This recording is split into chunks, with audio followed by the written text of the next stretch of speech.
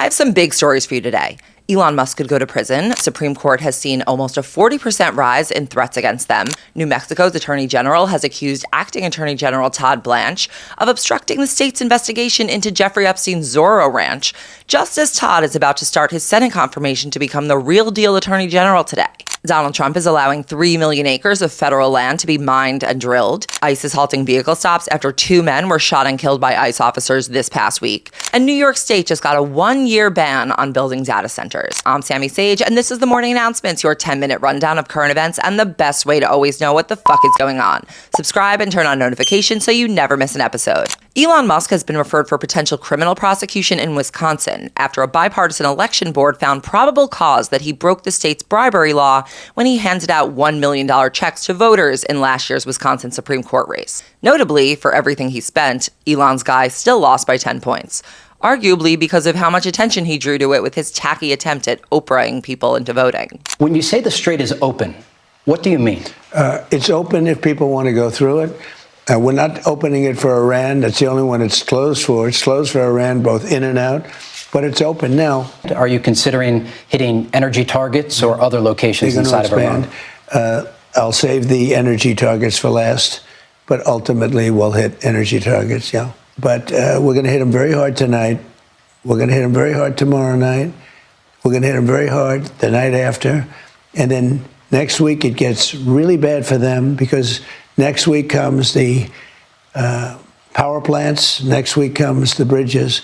We're going to knock out all their power plants. We're going to knock out all their bridges. Taco Boy Trump has already dropped the idea of charging tolls on ships in the Strait of Hormuz and gone back to merely threatening Iran's civilian infrastructure, though he's now told Israeli Prime Minister Benjamin Netanyahu to pull Israeli troops out of Syria and Lebanon. Bibi won't admit this to Israelis, whose votes he needs in 3 months, but Trump is very much not having it with him right now. Maybe not anymore at all. And you never know, all of that could change in the next 15 minutes. The Supreme Court is asking for more security spending because they expect threats against the justices to jump almost 40% this year after a 25% jump last year. Justices Elena Kagan and Amy Coney Barrett, one liberal and one conservative, testified at Congress yesterday to discuss the court's budget requests for $15 million of additional funding for security at their homes and to expand the protection of their families. Amy Coney Barrett described the harrowing experience of explaining a bulletproof vest to her kids and a swatting attempt that sent police cars swarming her home. Imagine having to explain a school shooting at one of their very own schools. Also, these congresspeople who you're telling this sob story to had a literal lynch mob after them, and they did nothing about that, so. New Mexico's Attorney General Raul Torres has deployed the Democrats' favorite tool, a letter to Acting Attorney General Todd Blanche, accusing him of obstructing the state's investigation into Jeffrey Epstein's former property, Zorro Ranch. As a reminder, New Mexico opened an investigation into Zorro Ranch after a document from the Epstein files alleged that Epstein had hidden the bodies of 2 women that were buried near the estate. And that would track with Epstein's intentions for Zorro Ranch, where he envisioned imprisoning and impregnating women en masse so he could populate the planet with his genes. Ew. Does a client list exist? Does an Epstein client list exist, and is the government in possession of it? No, I mean, listen, I can ask you the same question, right? Because everything's been released. So there's what's commonly referred to as the client list, if I were speculating, is the black book that has been released for years and years and years that was basically Epstein's address book. There was a list of masseuses. It's not a client list, obviously. A lot of those women were actually victims.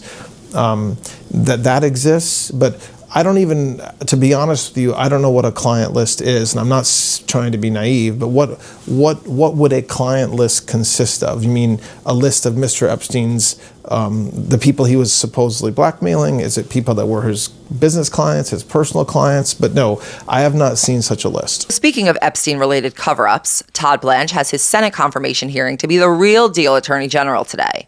Stay tuned to hear how the guy who's poised to pardon Ghislaine Maxwell takes questions from our Congressional Retirement Caucus. I don't know anything about this event. Okay, I was a little busy yesterday, so I'm going to reserve judgment. I know that there was a tragic shooting, and I'm not going to comment on it because I don't know. And you guys can mock me for not knowing that. I worked about 22 hours in the last few days, and I did not get the briefing on that yet. I will this morning. In a surprising and rare retreat by the Trump administration, ICE is halting most traffic stop arrests nationwide because they keep killing people who weren't even their targets. This came as a direct result of the fact that they killed 2 people during traffic stops in the past week, though according to the reporting, specifics of the pause were not immediately available. So as always, take this one with a salt shaker. This announcement came after a third incident involving ICE yesterday, when a man in Florida who was running from an encounter with ICE agents was hit by a tractor trailer and killed. The 28-year-old man was one of 4 people riding in a car that was stopped by ICE at a gas station parking lot before 7 a.m., before all 4 of them ran from the encounter and one of them was killed. The Trump administration is removing protections on almost 3 million acres of national monuments in Utah in order to allow drilling and mining on the land. Roughly 3 million acres of protected wilderness will now be reclassified into a lease listing so rich people can buy it. Specifically, the order nearly eliminates the land monuments Grand Staircase-Escalante and Bears Ears. Maybe you're thinking, well, we have a lot of land and we need resources, right? Not so much, though. Utah officials have said that there's very little energy potential at the Bears Ears Monument, and while there's a large coal deposit at Grand Staircase-Escalante, Trump already opened that land during his first term, and companies didn't find it profitable enough to actually mine there. So, useless. New York Governor Kathy Hochul signed a 1-year ban on data center construction in the state and instructed New York's Department of Public Service to pause environmental reviews while they assess the environmental and energy impact of data centers generally. Hochul also wants to end tax incentives for data centers and force them to pay for their own electricity.